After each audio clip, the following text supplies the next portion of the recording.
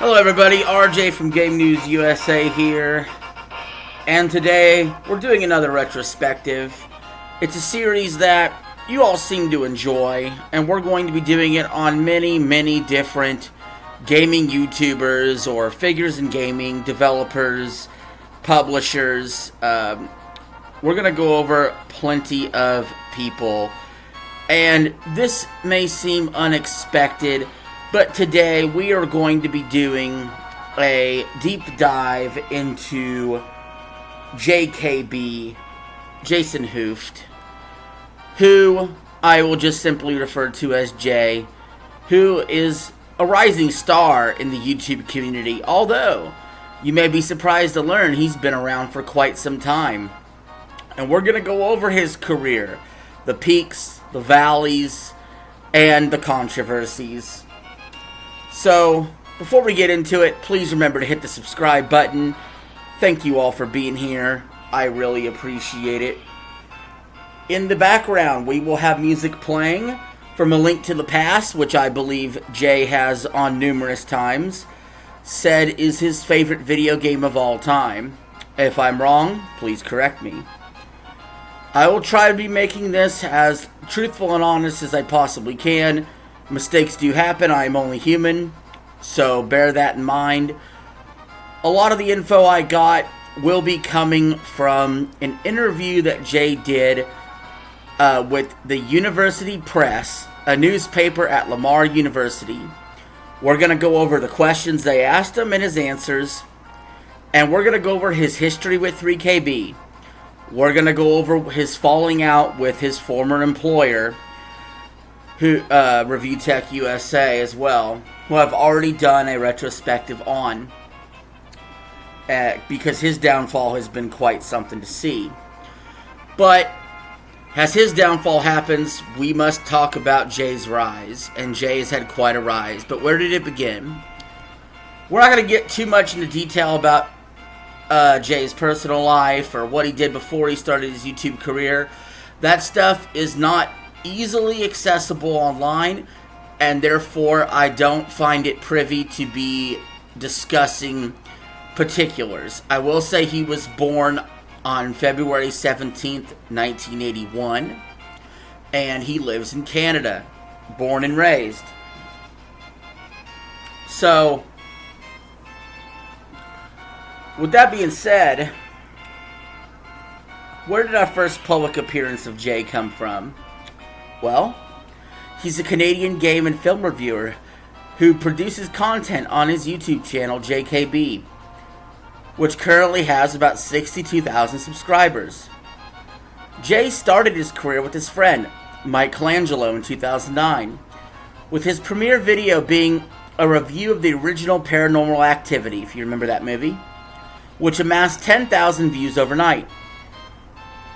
Jay said, "That really kicked the door wide open for us. Okay, what's next?" Jay said. "Next video got 5,000 views." And we're like, okay, that's weird. It's lower. And the next one got 13,000. He also added, "We had absolutely no idea what we were doing in terms of working with companies, in terms of getting review copies, going to free movies to watch them, getting a product sent to us, registering your name, any of that stuff. When you start out, you have no idea what you're doing, especially in 2009. Jay and his channel and the show on the channel was originally called 3 Kilobytes, 3KB. Has Jay, Colangelo, and their friend Kat produced the show for 8 years before Michelangelo decided to leave. Leaving Jay as the host and Kat as the co-host. When Kat left a couple years later, Jay renamed the channel JKB. "It's the same channel," he said. "I just changed the name because essentially it's just me. I decided to carry on everything because I built huge relationships with those companies and I didn't want to throw it all away. I still enjoyed reviewing stuff. So I said, even if I get a fraction of the views, I don't care. I'll still have fun." Jay has worked with all major companies in the gaming industry over the years. He's quoted as saying, I believe Xbox was maybe the first relationship. They were very open. Once we got into Xbox, I used that to get us into PlayStation. Eventually Nintendo. That was a very difficult relationship to build with them. I've been lucky to build relationships with one, and I use that one to go to the next one and say, listen, I work with them, this is what we do. I'd love to do something with you, he said.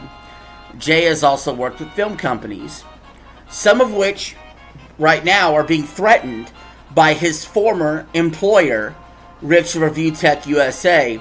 He has threatened these film companies, and that's one of the reasons why I'm making this retrospective is I want to go ahead and bring light to current situations. Although, like I said though, we're looking at the whole thing. We're not just looking at what's going on right now, but Jay is involved with film companies, and they are currently under attack by his former employer, who wants to pretend to be a concerned citizen and try to get them shut down.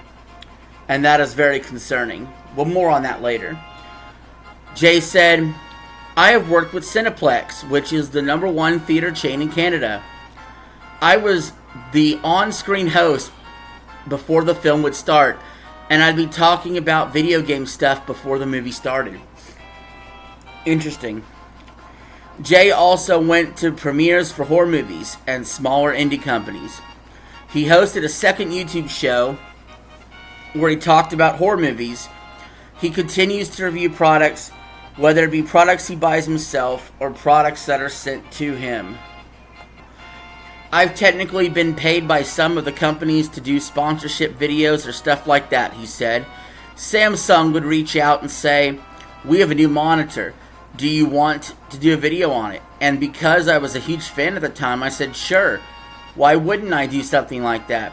I use Samsung monitors on the show, so why not? However, the COVID-19 pandemic stopped Jay from traveling to produce gaming content in other places. In terms of my show, my favorite types of videos to do are usually going places, he said. For instance, Xbox would randomly call me on a Friday night and say, can you be on a plane within 4 hours? Which happened a few times, and I would just say, where am I going? And they literally would say to me, you have to sign something before we can tell you where you're going. Or just say yes and trust us, it'll be worth it. A little sketchy by Xbox there, but Jay sounded a little adventurous to say the least.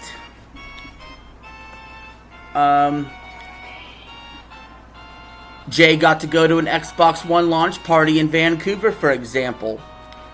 He said, I would just get on a plane and end up in Vancouver, and they built a 2-story Xbox One that opened up and had all the games in it. While at the Vancouver launch party, Jay got a chance to meet other content creators and appear in a commercial. He said, they did 5 hours of makeup on me. I was a zombie for a zombie game that came out on the Xbox One, Dead Rising. I did not know that. It was always Xbox who would ask him to take a flight on short notice, he said. One time they called and said, would you like to do a live stream from? He said at the time he just visited one of the best beaches in the world and said he wanted to do a live stream from the beach. Xbox built a large trailer at the beach for Jay to promote Xbox streaming platform at the time, Mixer. We all know what happened to Mixer. It was on Xbox official channel, he said. It was when they were really pushing the Xbox-like live streaming Mixer, which Microsoft axed on July 22nd, 2020. Obviously, that's no longer a thing, but at the time, they really spent a lot of money. I'm assuming they spent a minimum $20,000 to build that thing, said Jay. The setup and had a barbecue on the back of it. It was insane. Jay said he gets a lot of previews before something is released or even announced to the public. That's a huge bonus, he said. I'm a gamer who grew up playing video games. I never imagined I'd get to do anything like this. Nintendo let me play the Nintendo Switch 1 week before it basically was revealed. I had no idea what to expect. And you just look on the table, and it's a Nintendo Switch, and it had Breath of the Wild on it. And he said he's a huge Zelda fan. So moments like that were incredible. Jay has to abide by review embargoes, which are legal regulations companies put in place to prevent their product from being announced or revealed to the public before the company does. He said, in terms of being a fan of games and getting a company literally calling you saying, what we're going to send you is super serious and you can't mess this up, and you just agreed to it because you know what it is, he said, and it turns out to be something absolutely insane. One of the hardest review embargoes was Ubisoft's Nintendo's first entry in the Mario Rabbids series, titled Mario Rabbids Kingdom Battle.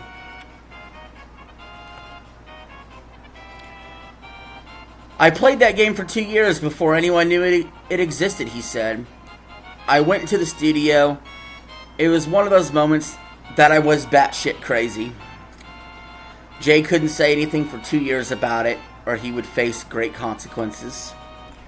And he held up his end of the bargain. He did not speak about this review embargo. He kept his word. Some might say he had to. I take that as a man of character, a man who actually keeps his word, a man who will do what he said he's going to do. That is Jay. And that is why people like him, and he has a growing audience. Unlike other people who are having a shrinking audience and having people really upset with them because they change their mind on the daily. I think you know who I'm talking about. Jay says he receives so many requests to review games, but he doesn't have time for them. He said, reviewing stuff is a nightmare, but it's also amazing. Depending on what the embargo is, sometimes you don't have much time to play the game. It's frustrating because you want to play the whole game. I was full-time reviewing. I'd be doing Elden Ring or Dying Light 2. You know how many hours those would be? It would be impossible for one dude to do it. You have to pick and choose, and I have to turn something down because I physically can't do it. In addition to producing content on his channel, Jay decided to take a job as a freelance editor and edited full-time for Review Tech USA. They had a 6-year relationship, and something happened. Something went amiss.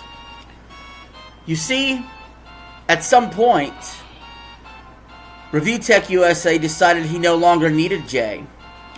So he fired him on his birthday and refused to pay him some of the money. It was an estimated $500 to $700 shortfall on what was normally a $2,500 check that Jay received from Review Tech. By not paying Jay, there was public outcry. He had no other recourse but to go to the public and describe his situation. The public outcry became too great for Rich to handle, so he paid him the money and apologized. It was on his community post that he did not want to act like an angry ape. Once the apology occurred and the money was paid, most normal people would have thought that was the end of the story. However, it turned out to be just the beginning. Rich would go on to say snaky things behind Jay's back. He would post on Facebook calling him a parasite. He would attack friends of Jay or Jay himself behind the scenes, eventually culminating in a dispute where Review Tech went on Lolcow Live and declared victory. He had a live stream where he claimed that he is ending Jay Hooft's career. And ever since that moment, everything took a turn. Except it took a turn that Rich did not expect. Because you see, his former editor, or in my opinion, producer of Review Tech USA, co-host of Review Tech USA at points, his former employee, Jay, he set off on his own path and started making a ton of new viewers and a ton of new memberships and a ton of more money than his former boss. This led to obvious jealousy by his former employer and a civil war that continues to this very day, months later, between the two communities. However, 99% of people tend to side with Jay on the situation because any sane person would. And so, this is not an attack video on anybody. This is the life and legacy of JKB. A legacy that is not yet done, by the way. It seems like the sky's the limit for Jay. However, he has a thorn inside. His ex-boss continues to harass him, continues to threaten him, and may at some point do something illegal to him based on leaked audio Discord messages. The continued harassment is ongoing with no end in sight.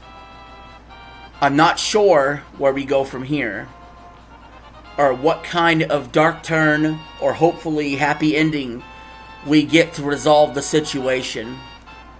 However, I do know this.